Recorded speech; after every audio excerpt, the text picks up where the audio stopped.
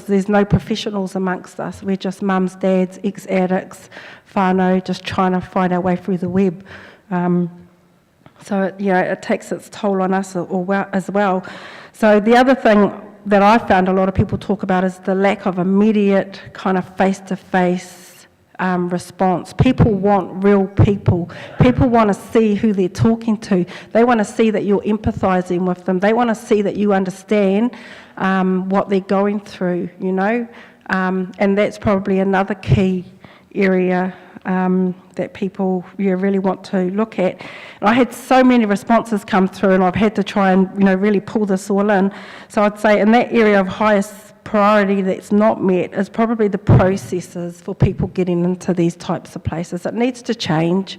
You can't have someone sitting around doing all this paperwork, getting doctors' ticks off and getting this tick off and getting a WINS tick off, and they're like detoxing, and you're carrying them around with a blooming blanket in the back of your car and they're smoking pot trying to just get through the day.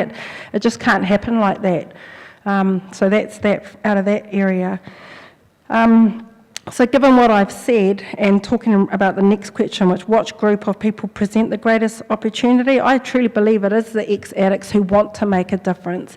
I mean, government's got the money and you can make things happen, but I truly think you need to sit down and listen and talk to ex-addicts. Once people get clean, man, that life experience is just so invaluable, and this is what's making all of our walk-ins a success. And they are so successful, and they're getting bigger and they're getting stronger, and it's over my head. Like, man, I can't deal with this anymore. The amount of, people, Liz, we want to open a walk-in. Liz, what does it look like? What do we need? I can't do it. So someone needs to step up and help us do this and get it right across the nation. So what else is there? Oh, you guys just make me feel nervous looking at you. Okay. Sorry, and just on top of that, it's always going to come back to our communities. If we can't help ourselves, then who's really, truly going to help us? So there's a lot of us in our community that have stepped up. There's a hell of a lot more who could step up and try and figure out our way through this mess that we're in. The top change that I would like to see to make things improve, I guess, again, it comes down to me, it's the grassroots, it's the people's people. Ask the horse why he's not drinking, don't just shake the box, open it and see what's in it.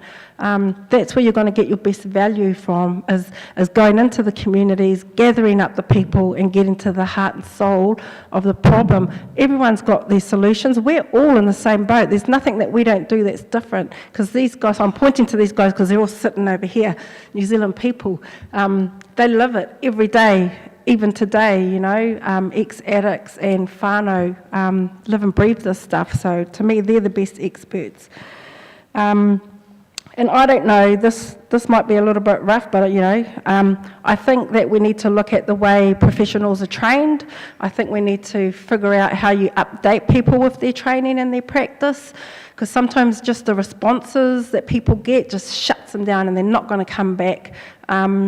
There's something in there about the way people are trained and being updated. Also, for myself, just being a manager in a local centre, for my youth mentor, for my teen parent social worker, for my social worker in schools, for the man in the dairy, the man in the bakery, we all need to get with the program for some reason. We're all affected. We all need to know how to manage someone coming into your service, coming into your shop, coming into your petrol station.